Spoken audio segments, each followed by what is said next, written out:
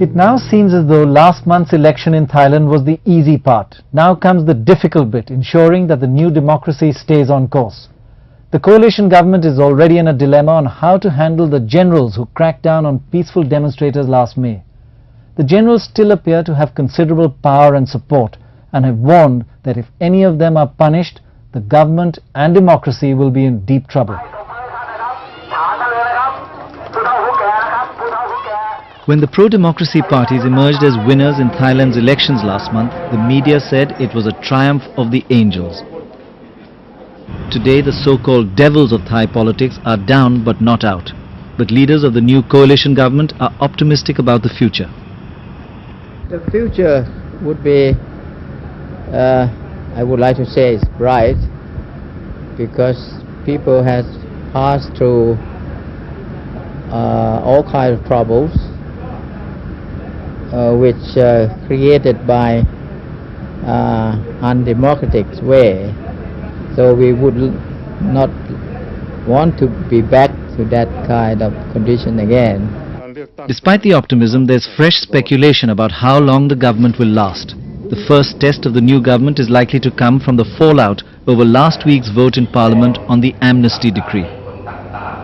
On his last day in office, the former Prime Minister General Shuchinda had announced a total amnesty for the generals who were involved in the May crackdown on pro-democracy demonstrators. Several people were killed and hundreds injured in the firing. Last week, the new government unanimously passed a bill to overturn the amnesty for the generals. But it was clear that the generals still have considerable support both from the opposition parties and from within the government. The new Defence Minister General Vijit publicly defended the military commanders.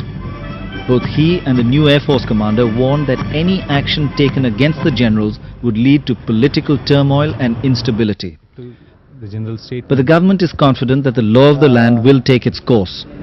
I don't understand that the way you just mentioned means that he will not go along with the law. Is that impossible? As a minister, he still have to stick to the law of the country.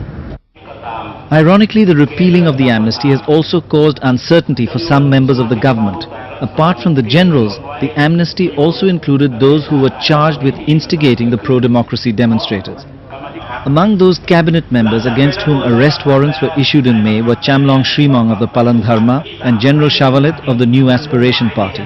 Both were pardoned by the amnesty, but now that it has been repealed, their position in the coalition government has become uncertain. But the Deputy Prime Minister does not agree. Or as far as I understand, they shouldn't have any problem with this, because they can prove that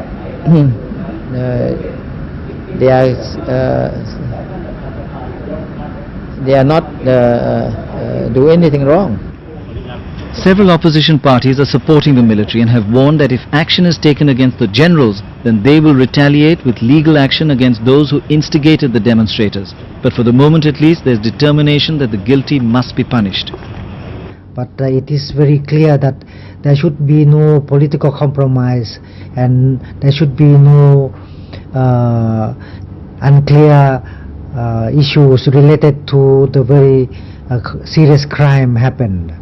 Another provocation to the military in the coming weeks is likely to be the filing of criminal suits against the generals by relatives of those who died in May. Many of them feel frustrated because the generals have not yet been punished.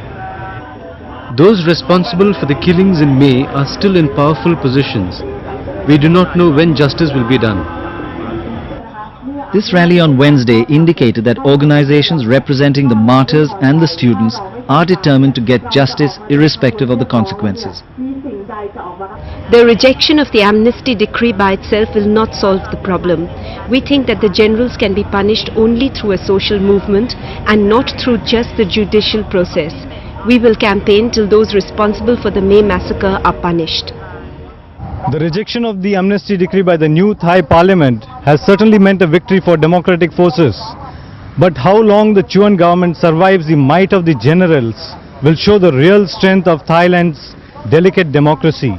This is Satyanarayan for The World This Week from Bangkok.